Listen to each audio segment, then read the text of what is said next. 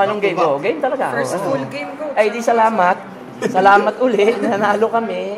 Medyo nakuha na nila yung ini-explain ko sa kanila na nakuha na nila yung gusto kong gagawin. Pero konti pang tulak. May mga ano pa din dun eh. May mga flows eh. Pero okay lang. Kumbaga, sa 100%, sabi mo nasa 60 na kami. For 5 days of practice, nasa 60 na kami. Coach, kamusta yung unang game nyo na buong laro nandito kayo?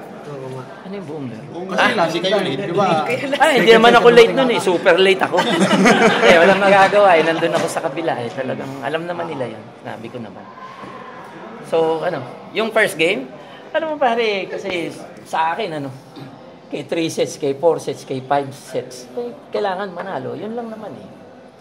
Kasi siyempre, yung mathematics nung win-loss record eh, nakaganda sa amin yung pagkakapanalo ng UST kagabi. Diba? Kung nanalo yung FEU doon, siyempre tataas pa sila. So ngayon, number 3 na kami. From number, ewan ko kung kailan. Ngayon, nag-jump kami to number 3. Di maganda. Di kami ngayon yung 4-3. Sila yung 3-4. Yung UST kasi talagang nag-ahabol sa panalo. Parang 2-5 ba sila? 2-5. Oo, parang ganun. So, napaganda yun. Nahila nila pababa yung isa. Kung nanalo yung FEU, 4-3 din yun, di ba? Magtatay kami sa 3rd and 4th. Basta, ang objective ko naman for the next 3 months na to na yung usapan namin, matulungan ko sila hanggang itong 3 months na to. Pag maipasok sa top 4. Kasi dun sa una nila, 2-3, parang nag-i-slide na sila. So, happy naman ako doon sa mga bata na yung changes na gusto ko na napipick up na nila unti-unti. Coach, yung mga ulang, ano pa yung mga ulang na sinasabi? Madami pa yan, pre, kung sasabihin ko sa'yo. May mga minutest details sa depensa sa pwestuhan ng mga bata. Sa laro, hindi nyo naman mapapansin, pero tulad ko, sa masaya, nanalo. Pero may mga galaw sila doon na hindi naman dapat ganito yung pwesto. Tingin nyo kung sa 3 months na natitira, magiging 100% na yun? Sana, pare, sana.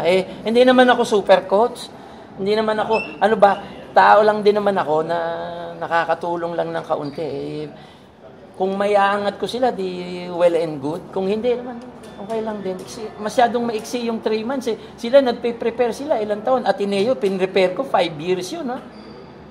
Eto 3 months, 1 week, pare. 1 week. Nakita nyo naman yung laro nila nung nakaraan. Kumpara mo sa laro nila for the last 2 games. Medyo pangit yung laro, pangit yung galaw nung last game eh. Ito medyo maayos na, di ba? So, yun lang naman. Sana magtuloy-tuloy. Hindi natin alam. Sana nga. I always compare my job doon sa Ateneo tsaka dito eh. Sa Ateneo, natagal namin nagtyaga doon na bago kami nakarating doon sa taas na yun. Pero dito kasi, tutulungan lang natin. Coach, si Myla, last 2 games under you, maganda yung nilalaro.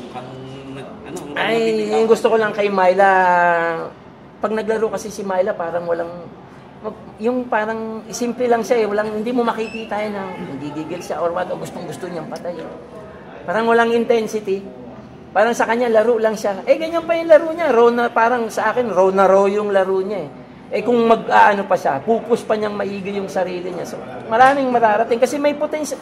May tao itong team na to Kumbaga, nandyan na yung tao, nakaplansya na.